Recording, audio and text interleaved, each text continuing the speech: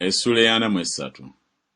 Naye kaakano bw'atyo bw'ayogera Mukama eyakutonda ggwe Yakobo era eyakubumba ggwe Isirayiri nti, totya kubanga nakununula, nakuyita erinnya lyo oli wange.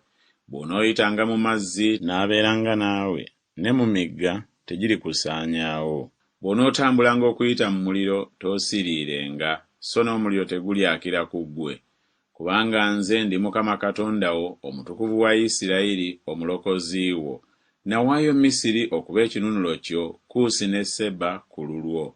Kubanga wali wa muwendo mungi mu maaso gange era wa kitiibwa, nange nakwagala, kyendiva mpaayo abasajja ku lulwo n'amawanga ku lw'obulamu bwo.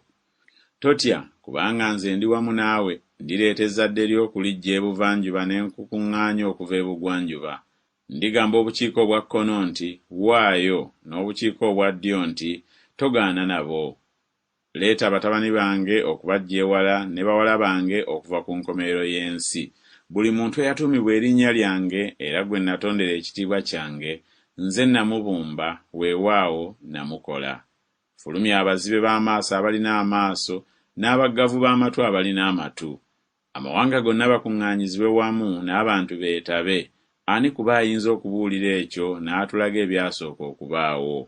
Baleete abajulirwa baabwe baweebwe obutuukirivu, oba bawulire boogere nti bya mazima. Mmwe muli bajulirwa bange, bw'ayogera Mukama, n'omuweereza wange gwe nalonda.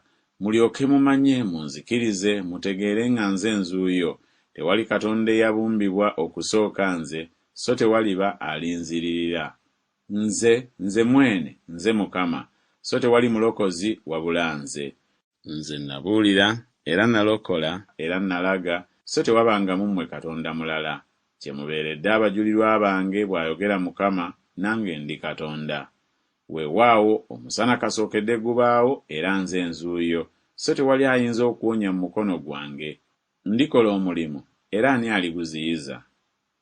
Bw'atyo bw'ayogera Mukama, omununuzi wammwe, omutukuvu wa Isirayiri nti, ku lwammwe natuma e Babulooni era ndibaserengesa bonna ng'abadduse, be Bakaludaaya, mu byombo eby'okusanyuka kwabwe.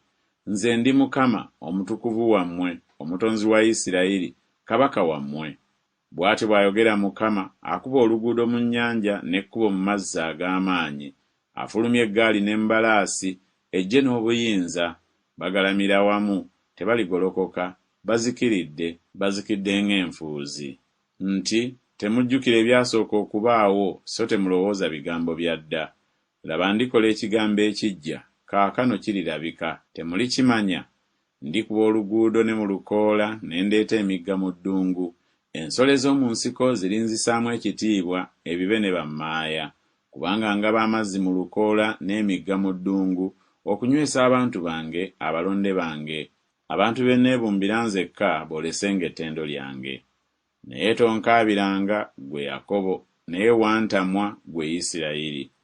Tondeeteranga nsolo ntono ey'ebibyo ebiweebwayo ebyokebwa, so tonzisaamu kitiibwa na ssaddaaka zo. Sikuweerezesanga n'ebiweebwayo, so sikukooyesanga na mugavu.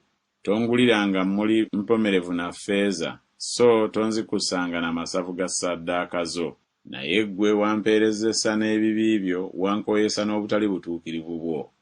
Nze mwene, nze nzuuyo asangula ebyonoono byo ku lwange nze, so sirijjukira bibi byo.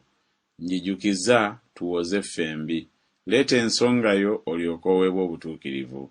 Kitaawe yasooka yayonoona, n'abategeeza abo bansobya. Kyendiva nvumisa abakulu ab'omu watukuvu, era ndifuula